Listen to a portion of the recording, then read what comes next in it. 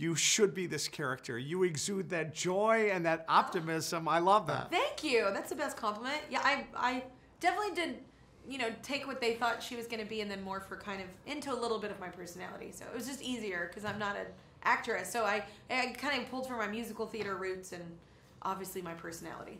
So describe yourself in the recording booth. What are you like when you're when you're doing the lines for this movie?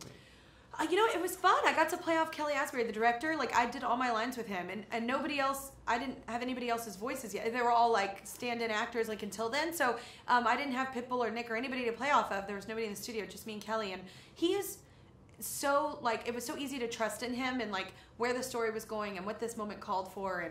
And just being vulnerable enough to, like, try different things on, like, in a field that usually I'm not an actress, so, like, you know, usually I'm not, or an actor, or whatever PC word is, I don't know.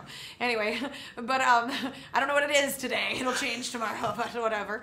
I'm a thespian. I'm not a thespian, so it's, you know, it was just kind of fun to go in, and I was a little nervous in the beginning, and I remember I asked Gwen Stefani, because she did Trolls, and I was like, man, what is it? I was so nervous about it. We were at like a dinner thing, and she was like, you're gonna be great at it. It's so easy.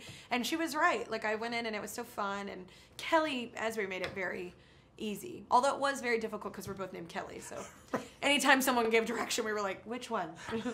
You know, a lot of these movies come out, you know this as a mother, but the message that comes through on this one is fantastic. The message is so great, and honestly, not just for kids. Like, I know I have kids before, but, like, just as an adult, like, even if I were single, it's just such a cool vibe, and, like, the music is great, the message is for everyone, because everyone at some point in your life has felt like one of these characters, and you felt a bit odd, and usually it was probably around junior high for all of us, when glasses and acne and puberty was hitting. So, but it's just like there is a place for everyone, and even you know, start to feel bad for the jerk of the movie. You know, Nick Jonas's character Lou. You start feeling bad for him at some point because you're like, oh, you're damaged, right. And that's so sad.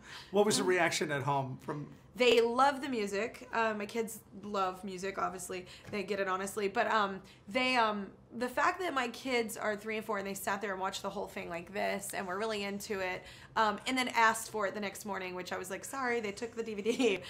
And then they're like, what's a DVD? Because all they do is watch iPads. And I'm like, oh, cool. There's also VHS. It's fine. All right, I end with this. This is the selfish part of my job.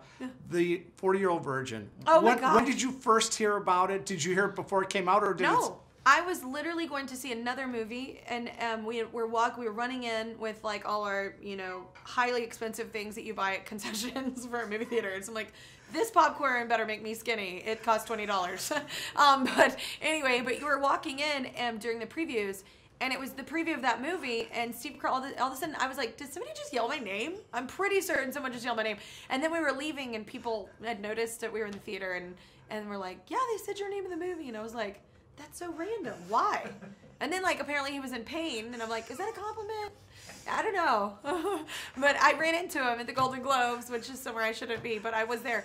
And he was so nice, and actually a fan, so I took it as a compliment. All right, you are the greatest. Don't ever change. I love who you are. You're fantastic. I'm too lazy to change, but thank you. The best.